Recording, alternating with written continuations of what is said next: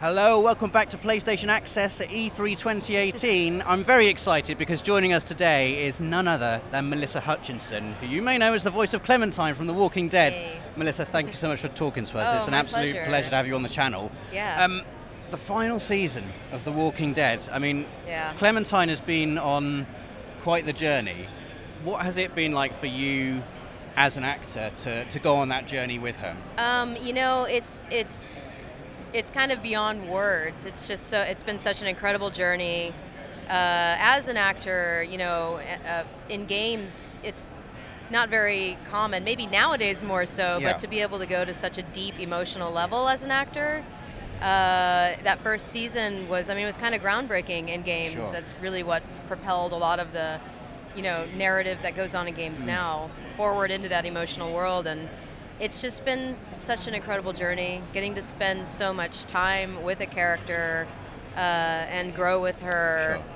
I mean, it's been a huge part of my life. Yeah. So, and that spans from 2012 till now. So, And what do you say are the main differences between Clementine since we first saw her, like she'd lost her parents, it was the start of the apocalypse when she first meets Lee. I know, and now in the final season, like the roles have been reversed. She's sort of a mentor character now. She's grown up. She's an adult woman.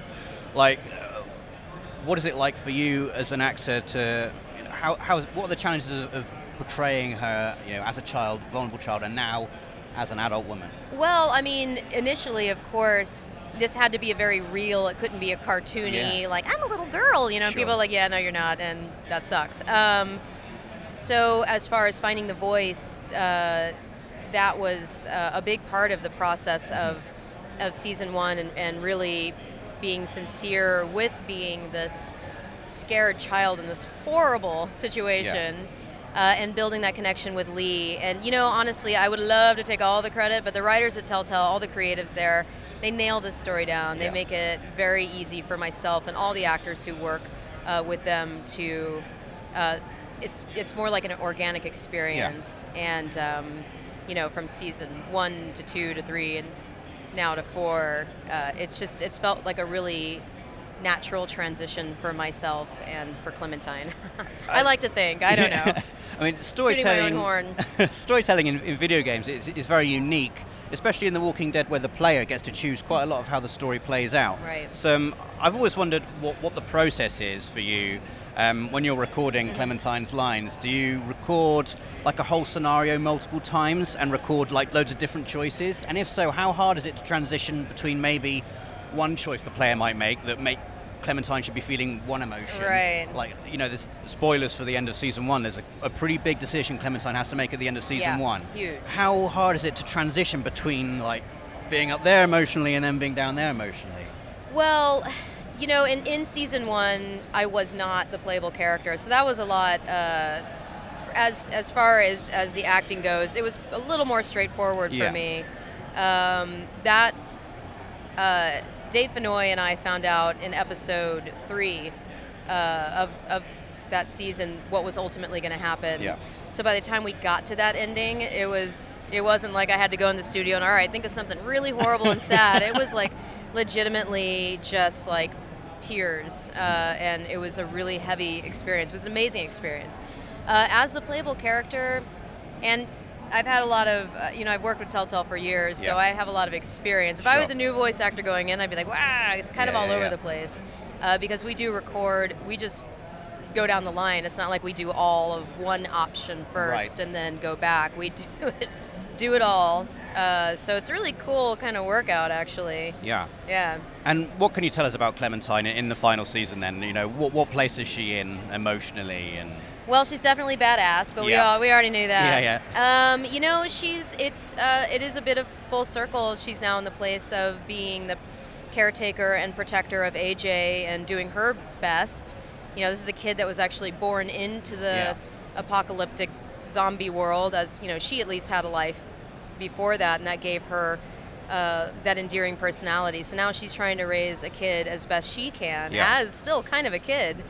In this crazy world, but she's so strong, and you know, this last season really, it's a fan-driven game, and this last season truly is for the fans. So I think people will be pleased. I mean, talking about the fans there, I mean, so The Walking Dead was like a landmark moment for video games, and it sort of sparked this renaissance, especially for the adventure game genre.